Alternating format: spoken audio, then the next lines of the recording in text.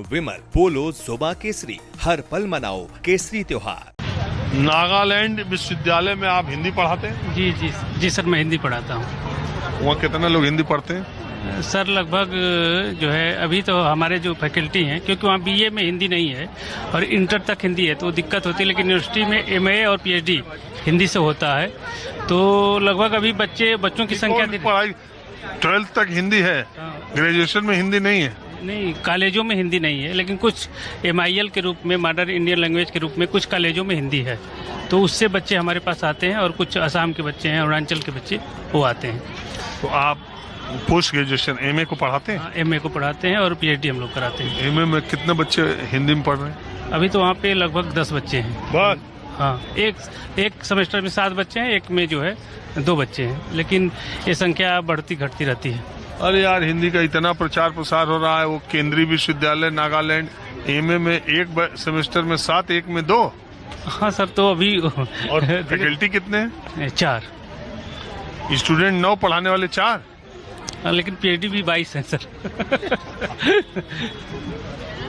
अब अच्छा चलिए, ये तो मैं नागालैंड का हाल रहा। बाकी एक टीचर के तौर पे, हाँ जी आइए बैठिए। तो गणतंत्र दिवस के मौके पर आपको क्या लगता है, देश हमारा खासकर शिक्षा के देश, आप क्या मानते हैं शिक्षा की गुणवत्ता पहले के जमाने से कम होती जा रही है जब आप पढ़ते थे तब से, या इसका उत्तरोत्तर विकास हो रहा है, गुणवत्ता बढ़ रही है? क्योंकि सबसे सामने देश के सामने संकट शिक्षा और स्वास्थ्य को लेकर है। सर मैं ये देख रहा हूँ कि जैसे जैसे देश का और सोशल मीडिया का विकास हो रहा है, शिक्षा का स्तर तो लोगों की जो शिक्षा की रीच है लोगों तक पहुंच रही है, लेकिन हम उस शिक्षा को गुणवत्तापूर्ण जो शिक्षा की हमारी डिमांड है, जो हमारे इंस्टीट्यूशन खोले गए थे जो सोच के कि हम किस तरह की शिक्षा देंगे और हमारा देश का निर्माण, क्योंकि शिक्षा ऐसा माध्यम है जिससे हम अपने समाज और देश का निर्माण करते हैं। अच्छा, आप प्रोफेसर हैं, एक बात बताइए, सोशल मीडिया लोगों को जागरूक ज्यादा कर रहा है या बेवकूफ ज्यादा बना रहा है और उन्हें मूढ़ कर रहा है? सर दोनों, जागरूक भी कर रहा है और कहीं ना कहीं अब जो गलत नरेटिव। मुझे ऐसा मालूम है, जैसे ABCD आपको मालूम है तो वर्ड अगर आपको पढ़ना है तो सोशल मीडिया आपको पढ़ा देगा, यानी अगर बेसिक्स आप जानते हैं तो सोशल मीडिया आपको और जागरूक कर रहा है। लेकिन अगर ABCD ही नहीं आपको मालूम है तो सोशल मीडिया आपको मूड बनाने में बहुत कामयाब हो रहा है। ये सही है? यस सर, लेकिन एक चीज़ और मैं सर इसमें इंक्लूड करूंगा, क्योंकि हम लोग वहाँ इलाहाबाद विश्वविद्यालय हाल में रहते थे। हमारे विश्वविद्यालय, हमारे ही छात्रावास। जी सर, तो जब हम लोग आए थे सर तो उसमें बहुत सारी कोचिंगें, जो बच्चे थे ऐसे कि जो कोचिंगों की फीस नहीं जमा कर सकते थे, तो उसमें बहुत सारे जैसे खान सर हैं, दिव्यकीर्ति सर, बहुत सारे लोगों ने जो है अपना यूट्यूब चैनल स्टार्ट किया था, उनके आते थे। तो बहुत सारे बच्चे जो है यूट्यूब से पढ़ना शुरू किए थे, और मैं देखता हूँ कि आज गाँव के भी बच्चे बहुत सारे हैं जो भले ही हैं लेकिन यूट्यूब से वो पढ़ाई कर रहे हैं, तो शहर में ना आते हुए भी वो पढ़ाई कर रहे हैं। बिल्कुल सही बात है। बिहार चुनाव से पहले मैं बिहार के बोर्ड एग्जाम्स के जब रिजल्ट आए थे तो एक लड़की, मैं उसका नाम अभी भूल रहा हूँ, एक कन्या, एक बेटी, उसने बिहार बोर्ड टॉप किया था और बहुत ही साधारण परिवार की वो रहने वाली थी। उसका मैंने जब इंटरव्यू किया था तो उसने कहा था कि उसने बहुत कुछ अपनी पढ़ाई इंटरनेट के जरिए की, लेकिन सवाल ये है कि घरों में बैठे लड़के इंटरनेट पढ़ाई के नाम पर क्या क्या देख रहे हैं और क्या क्या पढ़ रहे हैं, ये भी देखने वाली बात है। कोई चीज अपने में खराब, कोई चीज अपने में अच्छी नहीं होती। बोलो, क्या नाम है बाबू? आश्विक। कुछ बोलना है? आश्विक देव। अरे कुछ और बोलना है? नहीं। सर को कहाँ देखते हो? ये देखते रहते। हाँ बोलो। मेरा नाम रियान सिंह है, मैंने आपको देखा था News 24 पे। माहौल क्या है? नहीं, आप तो नहीं देखते, आपकी मम्मी और आंटी लोग देखती हैं। मैं भी देख रहा था, क्योंकि ये लोग, आप लोग बिहार चुनाव में सब जनसुराज की हार से मैं सबसे दुखी हूँ। ये बता।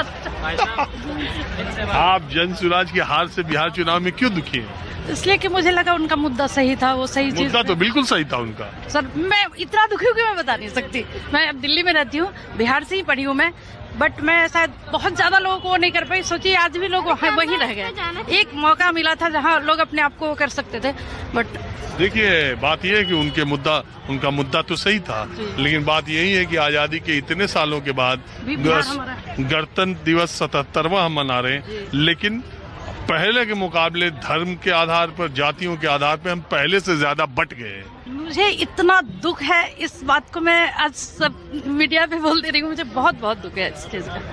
सुशांत किशोर की हार, जी, क्योंकि वो बस जायज मुद्दे उठा करके हार गए। यस, और मैं वहाँ से पढ़ी हूँ, और 99 में मैंने 12 किया, 97 में मैंने बोर्ड किया, तो मैं शायद वहाँ से ज्यादा कनेक्ट कर पाती हूँ उस टाइम से। अब मैं यहाँ रहती हूँ, दिल्ली में रह रही हूँ, और मैं बता नहीं सकती आपको। और आप?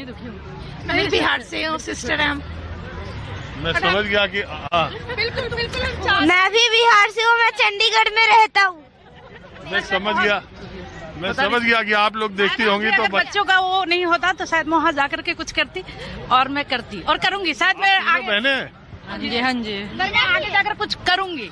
एक बार कीजिए, इनको बड़ा करके अगर वो कर दूं, मैं जरूर जाकर करूंगी। करिए आप लोग, बिहार के लिए भी कीजिए, देश के लिए।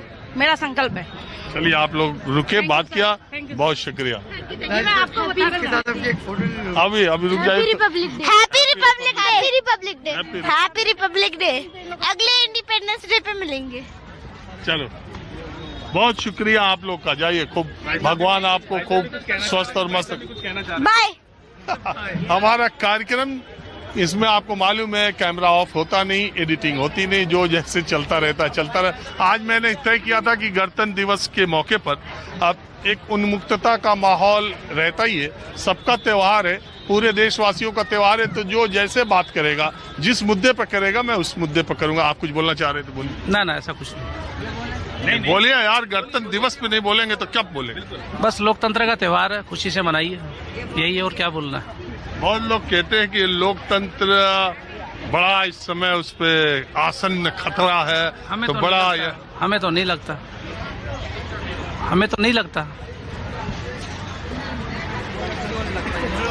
नहीं लगता। बिल्कुल है, लोकतंत्र की हमारी जड़ें बहुत गहरी हैं। आप कुछ बोलना चाहते हैं सर? 2 शब्द बोलूंगा।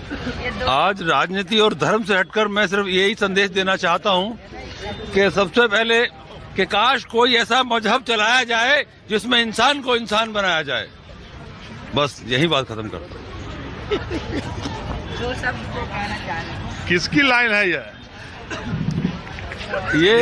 लाइन किसकी है, पहले बताइए। ये गोपाल दास नीरज की।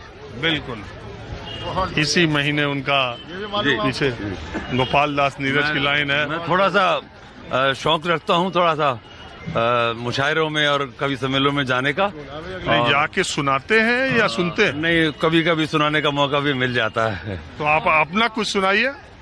जी, ये बात सही बात है। बहुत पहले है, अब तो नहीं, अब तो समाज ही दूसरे तरह का हो गया, लेकिन पहले गणतंत्र दिवस और स्वतंत्रता दिवस के मौके पर तकरीबन हर शहर में एक मुशायरा या कवि सम्मेलन होता था। अब तो मैं 2 लाइनें सुनाना चाहता हूं कि मैं किसी परिणाम तक पहुंचकर फिर किसी परिणाम तक अब जा रहा हूं। चाह सुखी है यहाँ जितनी असीमित, पीड़ दे रही है उतनी दिलासा। पाप की परिभाषा तनिकदम ले कि मैं तो फिर छलकते जाम तक अब जा रहा हूँ। मैं किसी परिणाम तक पहुंचकर फिर किसी परिणाम तक अब जा रहा हूँ। बढ़िया, आपकी अपनी लाइन है जनाब, अपनी लाइन है। चलो ठीक है, ये आपकी अपनी लाइन है। अरे भाई शांत रहो। हाँ, बोलिए।